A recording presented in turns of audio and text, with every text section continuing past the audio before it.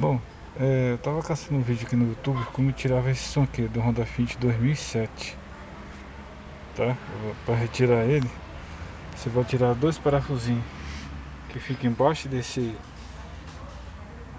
botões do ar-condicionado. Essa parte de baixo aqui, ó. Vou encostar aqui pra você ver.